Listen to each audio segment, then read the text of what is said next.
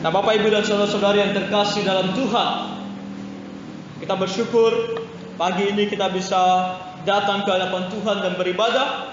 Dan firman Tuhan di pagi hari ini, Markus pasal 4 ayat 21 sampai 25 saja. Meskipun tadi dibaca sampai ayat 29, kita bersyukur lebih banyak dibacakan firman Tuhan, lebih baik, ya. Jadi kita bersyukur sampai ayat 29 dibacakan, tapi pagi hari ini kita akan merenungkan sampai ayat yang ke-25 saja. Dan firman Tuhan ini pagi hari ini bertemakan bersinar dan menghakimi. Bersinar dan menghakimi. Apa itu bersinar dan apa itu menghakimi?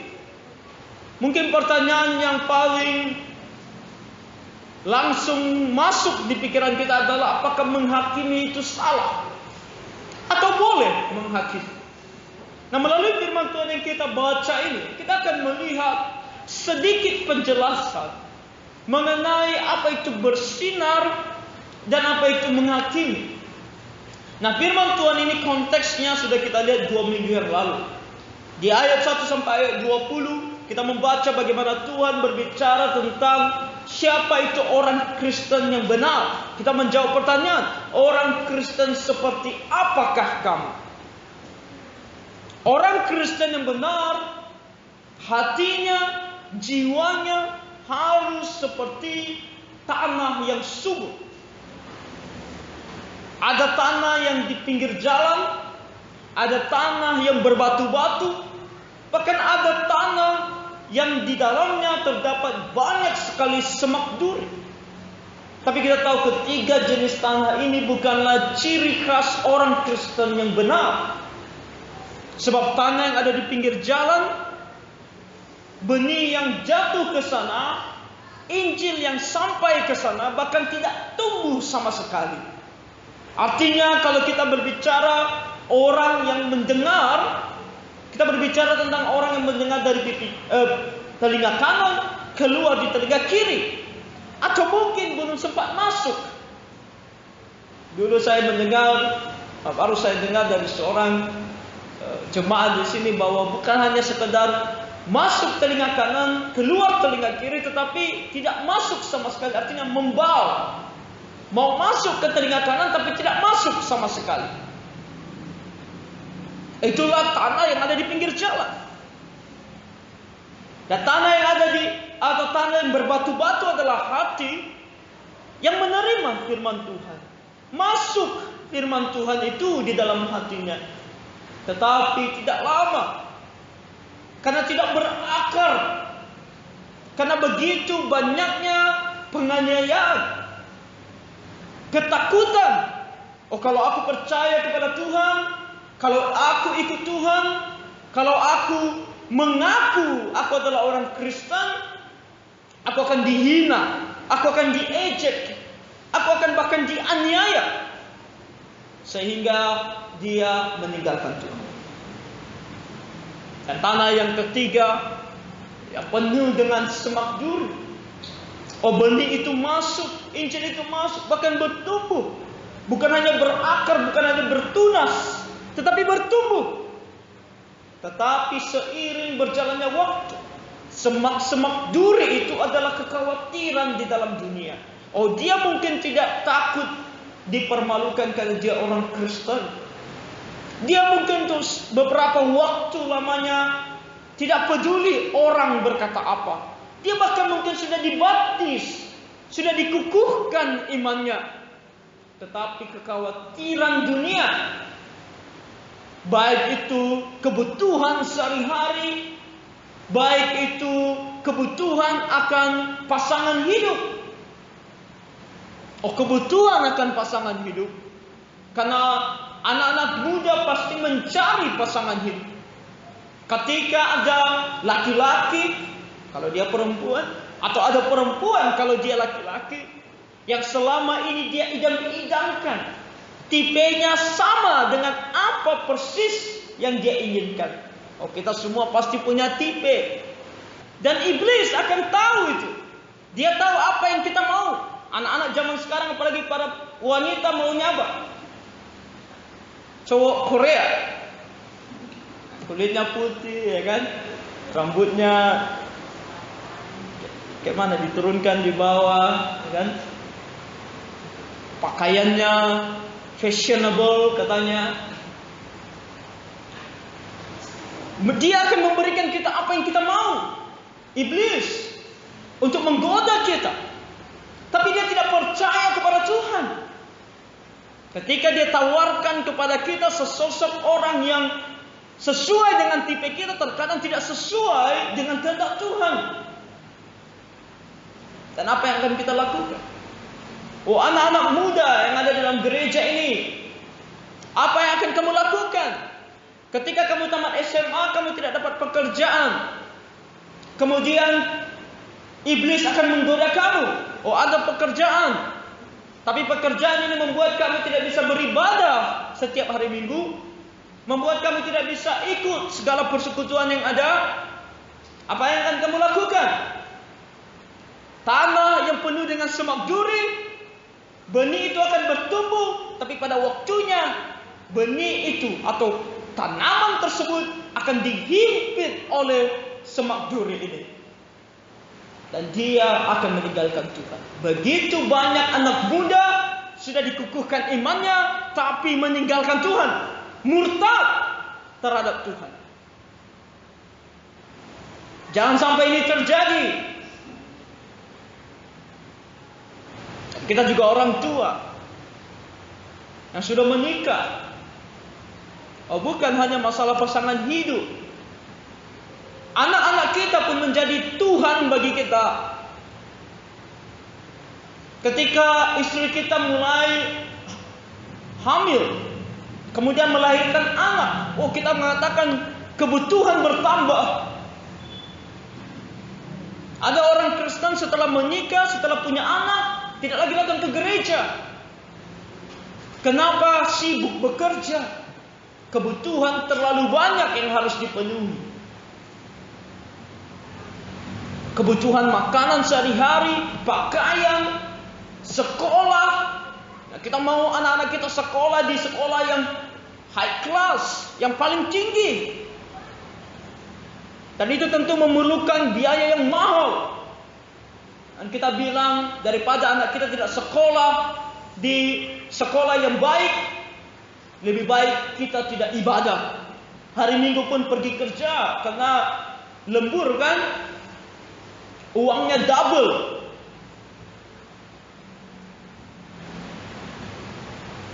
Kita tidak lagi mengingat itu. Nah, saya mau di pagi hari ini menekankan hal ini terlebih dahulu. Kenapa? Kenapa yang kita baca dari ayat 21 ini adalah bagi orang-orang yang hatinya seperti tanah yang subur. Kalau hati kita bukan tanah yang subur, maka ini bukan untuk kita. Karena di sini katanya bersinar dan menghakimi.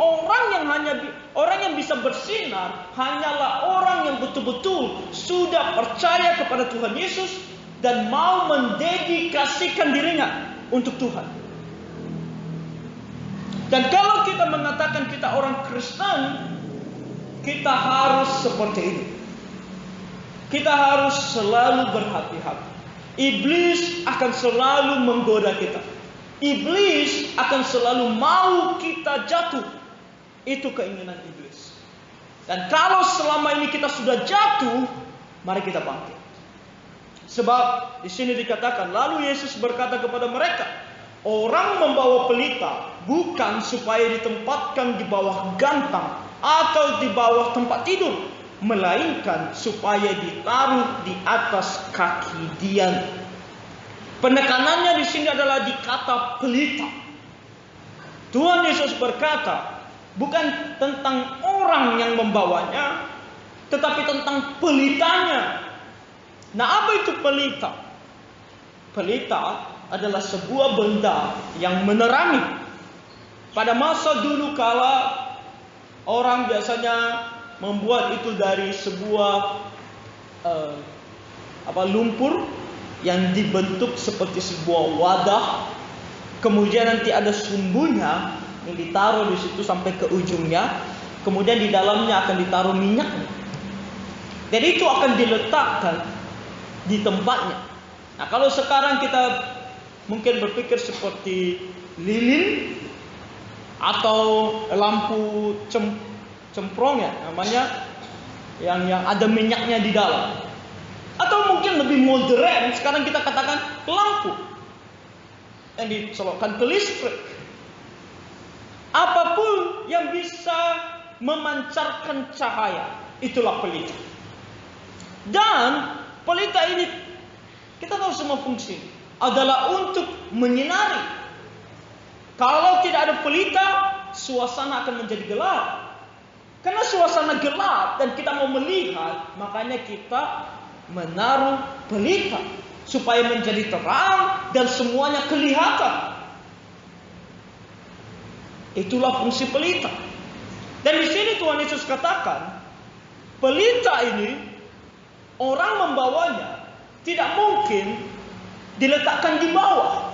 Dan di sini lebih spesifik dikatakan di bawah gantang. Nah, apa ini gantang? Nah, gantang adalah sebuah wadah. Sebuah wadah yang berukuran kira-kira 8,8 liter atau 9 liter. Nah, 9 liter berapa? Setengah aqua galon kita. Aqua galon kita sekitar 19 liter kan?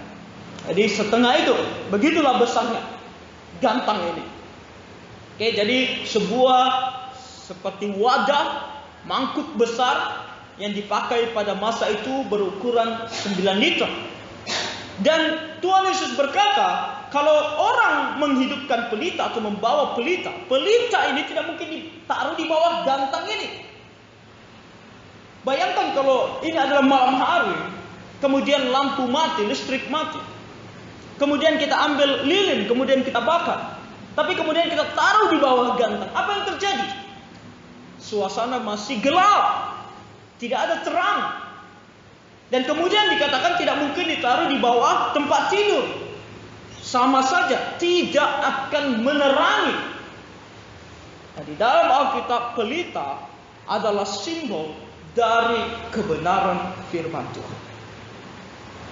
Kita mengingat dalam Mazmur 119 ayat 105 dikatakan apa? Firman-Mu adalah pelita bagi kakiku dan terang bagi jalanku. Pelita menggambarkan kebenaran firman Tuhan. Kita lihat sebelumnya, kalau kita membaca di ayatnya ke-11 dari pasal yang sama, apa yang dikatakan oleh Tuhan di sini? Jawabnya, kepadamu telah diberikan rahasia kerajaan Allah, tetapi kepada orang-orang luar segala sesuatu disampaikan dalam perumpamaan. Firman Tuhan disampaikan kepada murid-murid Tuhan, anak-anak Tuhan. Pelita ini diberikan kepada kita. Tapi Tuhan katakan, orang membawa pelita bukan untuk menaruhnya di bawah gantang.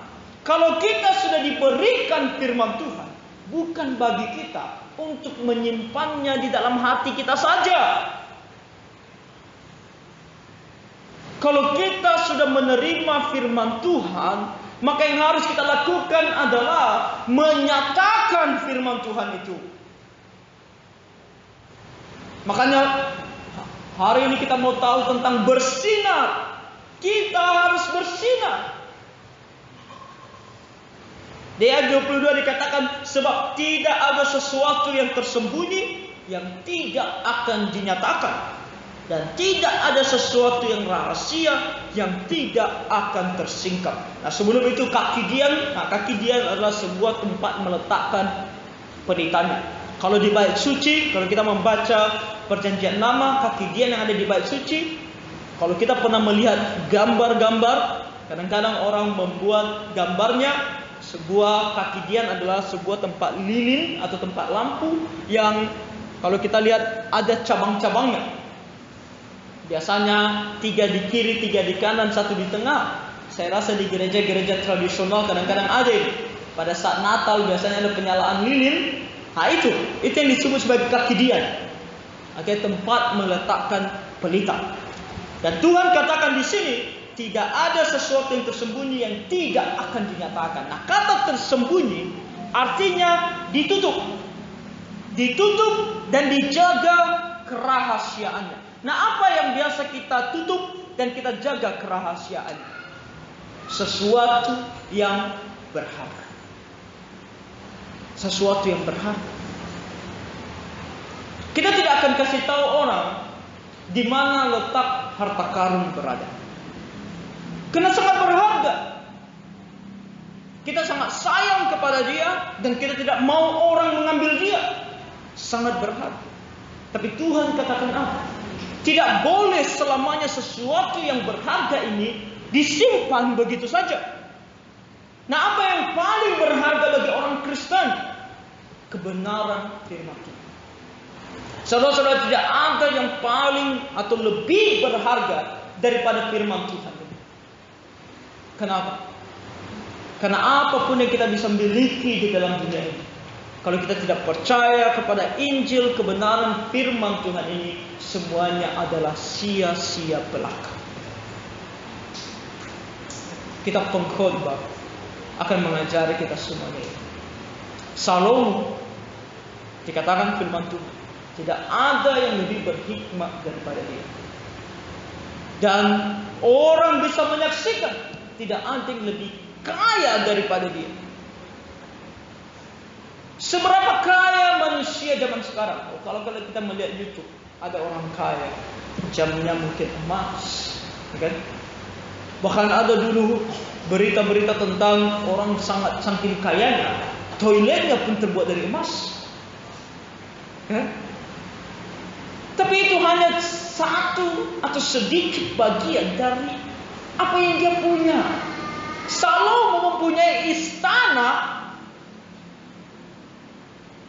Jangankan dibilang toilet yang begitu kecil atau jam yang begitu kecil, pilarnya dilapis emas. Siapa yang bisa lebih kaya dari Salomo? Dia pergi membangun bait suci yang begitu megah. Salomo. Sampai ratu negeri dari selatan, Ratu Mesir. Sebuah negeri yang sampai saat ini orang ketika melihat bagaimana negeri itu zaman dahulu kala, Mesir kuno, selalu geleng-geleng kepala. Tapi ketika ratunya datang kepada Salomo, dia pun terkejut.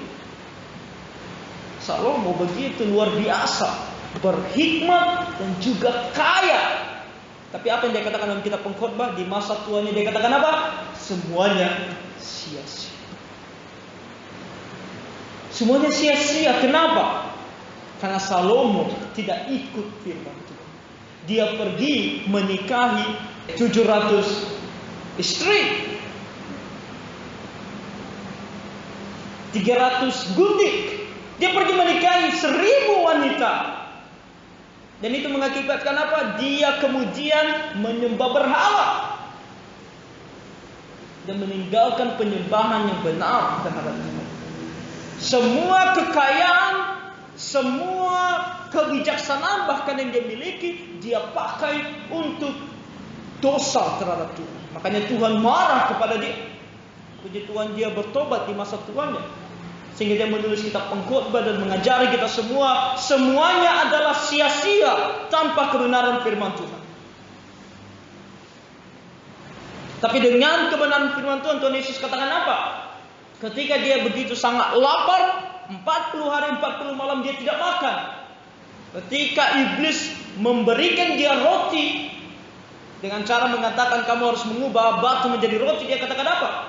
Manusia tidak hidup saja dengan roti, tetapi dari setiap firman yang keluar dari mulut Allah.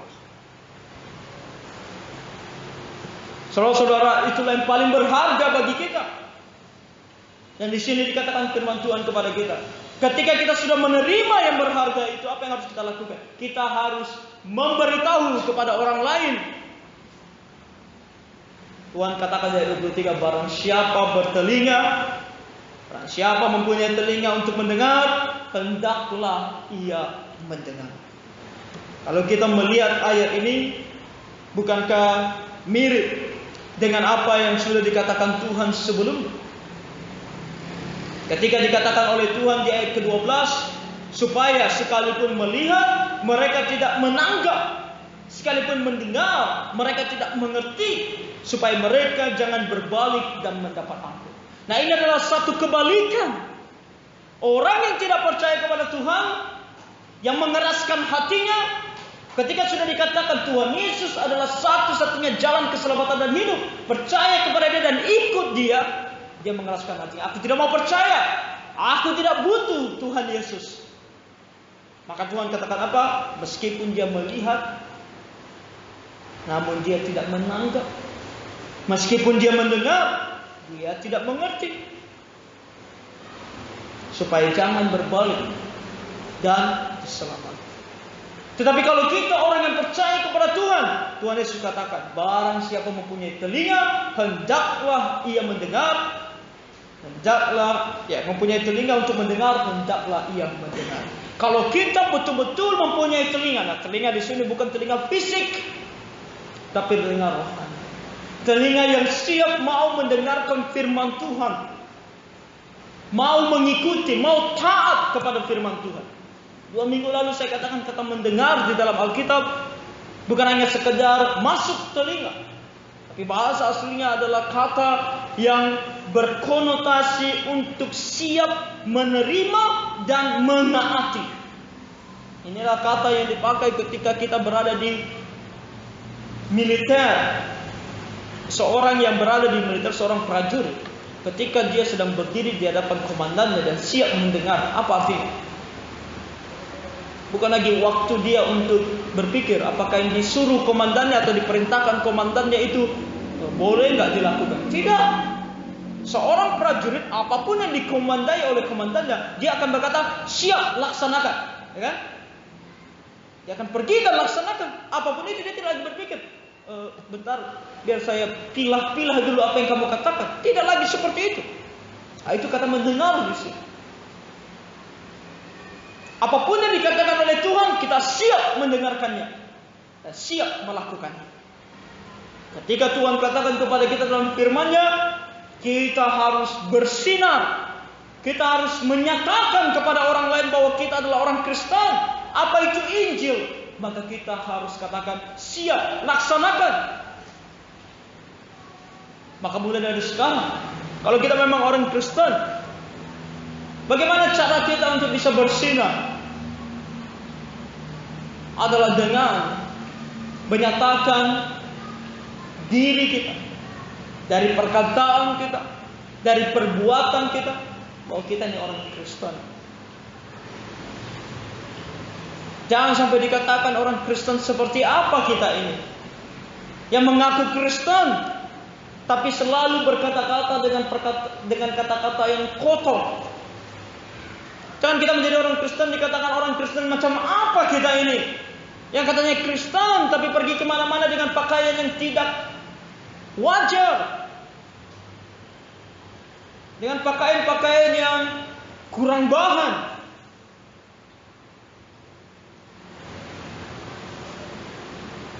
Dan kita menjadi orang Kristen, mengaku Kristen tapi status di sosial media tidak menggambarkan kita orang Kristen. Ada orang Kristen statusnya di sosial media hanya menggosip saja, men-share apa yang tidak layak untuk di-share oleh orang Kristen, berbicara tentang duniawi saja.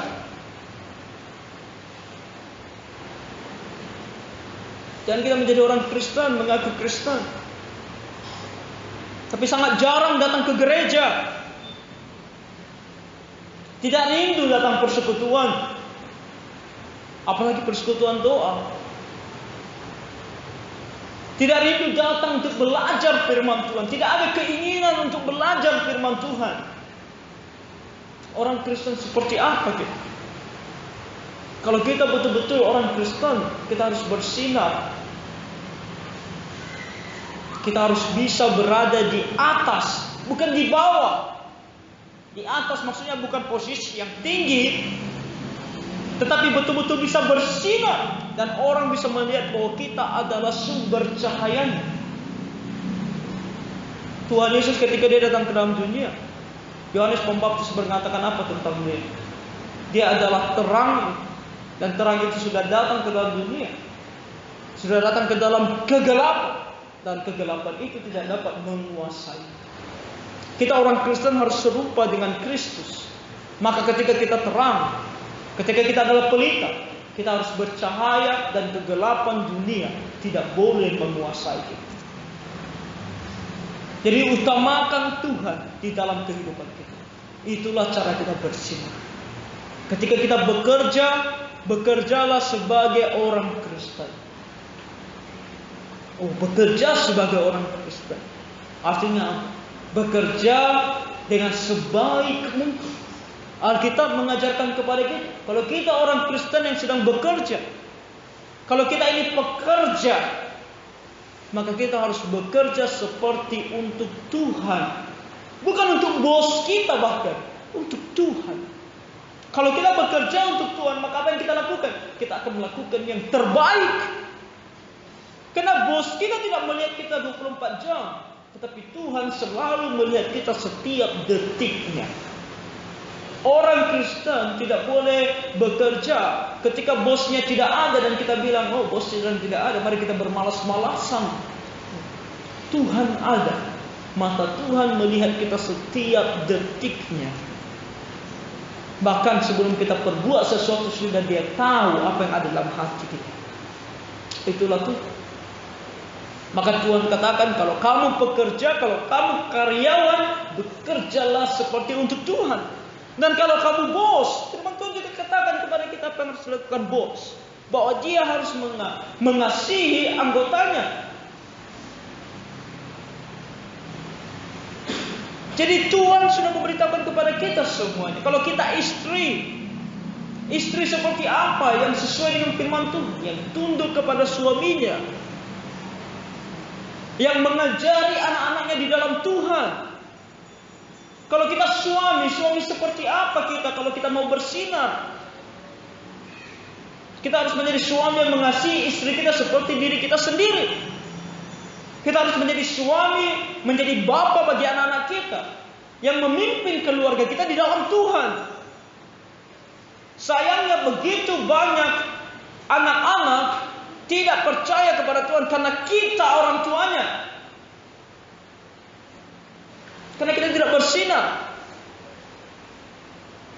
Anak-anak kita melihat kita, yang mereka lihat adalah kegelapan. Mereka tidak bisa melihat Tuhan Yesus. Kadang-kadang kita bilang tidak boleh berkata seperti itu. Tetapi kadang-kadang benar. Kalau ada anak-anak yang mengatakan, aku tidak mau percaya kepada Tuhan. Kenapa? Papa saya aja begitu, mama saya aja begitu. Tentu kita ajari mereka tidak boleh begitu. Karena keselamatan adalah keselamatan pribadi. Tetapi kita, alangkah bersedihnya kalau kita menjadi batu sandungan bahkan bagi anak-anak kita sendiri. Dari perkataan kita kepada mereka, kita selalu mengatakan, oh anak-anak jangan mengikuti, ini adalah kata-kata orang dewasa. Orang dewasa boleh marah, boleh memaki-maki. Anak-anak jangan, tidak boleh. Kita harus bisa bersinar, kita harus memberikan contoh yang benar sebagai orang tua.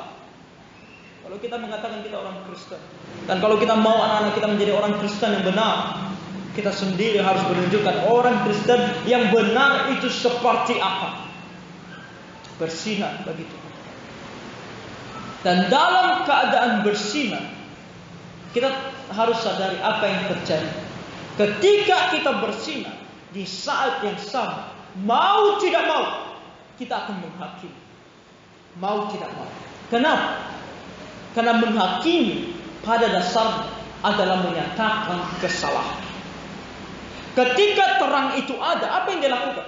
Dia akan menerangi sehingga seluruhnya nampak, kelihatan. Kalau kita berada dalam kegelapan, kita tidak tahu jalan kita lurus, bengkok, ada batu, ada tidak, ada lubang atau tidak, kita tidak tahu. Tapi kalau kita berjalan di dalam terang, apa yang kita lihat? Kita lihat kalau ada lubang, kita bilang, ada lubang, hati-hati. Ada batu, kita langkahi. Jalannya belok ke kanan, berarti kita belok ke kanan. Jalannya belok ke kiri, kita belok ke kiri. Itu namanya kita bersinar. Itu namanya ada terang. Sama halnya dalam kehidupan rohani. Kalau kita ini terang, mau tidak mau, kita akan mengatakan, oh itu salah, itu dosa, ini yang benar, ini adalah jalan yang benar. Maka Tuhan katakan di ayat ke-24, lalu Ia berkata lagi, camkanlah apa yang kamu dengar. Camkanlah artinya perhatikan dengan sangat-sangat teliti dan lakukanlah. Kenapa? Karena ukuran yang kamu pakai untuk mengukur akan diukurkan kepadamu, dan di samping itu akan ditambah lagi kepadamu. Ukuran yang kamu pakai untuk mengukur akan diukurkan juga kepadamu. Contoh tadi kita sebagai orang tua kepada anak-anak. Kalau kita berkata kepada anak-anak kita, berbohong itu dosa. Ukuran yang kamu pakai untuk mengukur diukurkan juga kepada kamu. Perhatikan juga hidupmu. Ketika kamu katakan kepada anak-anakmu, jangan berbohong karena berbohong itu dosa, perhatikan kamu itu berbohong atau tidak. Kalau kamu bisa mengatakan kepada anak-anakmu berbohong itu dosa, maka kamu juga harus bisa berkata kepada dirimu, aku tidak boleh berbohong. Kalau kita berkata kepada anak-anak kita, kamu hati-hati dengan perkataanmu, jangan mengucapkan kata-kata kotor. Kita biasanya kepada yang adik kita bilang kepada yang kakak, hormati kakakmu. Kepada yang kakak bilang sama yang adik, sayangi adikmu. Ukuran yang sama diukurkan juga kepada kita. Makanya waktu kecil ketika mama saya berkata kepada saya, oh suatu hari nanti kamu akan menjadi pengkhotbah. Saya sedang duduk saya masih ingat, kami masih di Padang Sidempuan. Saya duduk di samping mama pada saat Natal. Kemudian dia bilang sama saya, karena saya anak dijanjikan kepada Tuhan dari dalam perut. Dia bilang sama saya, suatu hari nanti kamu akan berdiri di sana dan berkhotbah seperti Pak Pendeta itu, katanya seperti. Saya masih ingat apa yang saya bilang sama dia. Saya bilang sama dia, aku tidak mau seperti dia. Kenapa? Karena tidak mudah menjadi orang seperti itu. Berbicara di depan sana, tapi apakah mudah melakukan? Sedangkan kita saja yang mendengarkan dia bicara, kita sudah merasa sangat sulit dilakukan. Apalagi dia yang sedang berbicara. Saya tidak tahu dari mana pikiran itu muncul. Saya masih kecil pada saat itu. Umur saya sekitar 9-10 tahun. Hanya saya bilang pekerjaan yang paling sulit adalah kami. Sekarang kami berbicara, kami selalu menghakimi. Kalau mau dikatakan, ya ada yang salah, kami katakan itu salah. Ajaran yang salah, kami katakan salah. Ini tidak benar, tidak sesuai dengan firman Tuhan. Ukuran yang sama diukurkan kepada kami. Bahkan dikatakan oleh Tuhan, ditambahkan lagi. Kenapa? Karena ada hal-hal yang belum kita katakan, tapi kita sudah pelajari. Dan itu menjadi ukuran bagi kita.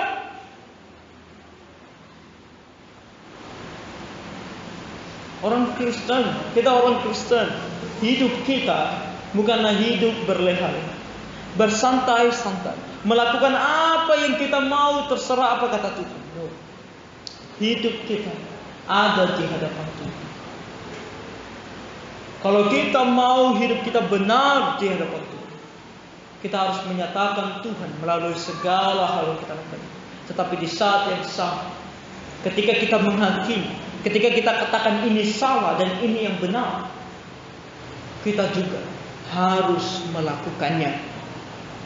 Bukan hanya di mulut saja, tapi melakukannya. Karena siapa yang mempunyai, kepadanya akan diberi. Tetapi siapa yang tidak mempunyai, apapun juga yang ada padanya akan diambil daripadanya. Apa maksudnya? Maksud Tuhan adalah sangat sederhana seperti ini. Kita semua mempunyai sesuatu. Besar atau kecil, kebenaran firman Tuhan yang pernah kita dengar, kita punya. Itu maksudnya. Dan kalau di sini dikatakan, siapa yang mempunyai? Kita semua mempunyai. Dan kalau dikatakan siapa yang mempunyai, bukan hanya mempunyainya, tetapi juga bisa menyatakannya. Kalau kita bilang kita punya sesuatu, kita harus buktikan kita punya, kan? Kalau saya bilang saya mempunyai mobil Alfa, contoh. Saya bilang setiap hari saya ketemu, saya bilang saya punya mobil Alfa, tetapi setiap hari kalian lihat saya naik motor Vario. Ketika ditanya mana mobilmu, ada. Bisa kita percaya saya punya Alfa? Tak bisa, karena nggak pernah nampak, nggak pernah kelihatan. Jadi kalau di sini dikatakan mempunyai, artinya kelihatan, nampak dia ada, betul-betul ada. Dan kalau kita berkata kita sudah dengar firman Tuhan dan kita punya firman Tuhan, ada iman dalam hati kita, kita percaya kepada Tuhan, itu harus nampak dari perbuatan kita. Dan kalau nampak dari segala perbuatan kita, Tuhan katakan apa? Tetap semuanya kepadanya akan diberi lagi, ditambahkan lagi. Kebenaran firman Tuhan akan terus ditambahkan kepadanya sampai dia melihat yang paling nyata, yaitu bertemu dengan Tuhan Yesus muka dengan muka ketika dia mati. Itu akan menjadi yang paling berharga dari semua yang bisa dimiliki. Tetapi dikatakan siapa yang tidak mempunyai, artinya mungkin dia bilang saja dia punya, tapi sebenarnya dia tidak punya. Artinya dari kehidupannya sehari-hari dia tidak melakukannya. Dia tidak mau taat. Tuhan katakan apapun juga yang ada padanya akan diambil daripadanya. Kelakuan tidak ada, teori mungkin ada, tetapi Tuhan katakan teori itu pun yang ada di kepalanya akan diambil daripadanya.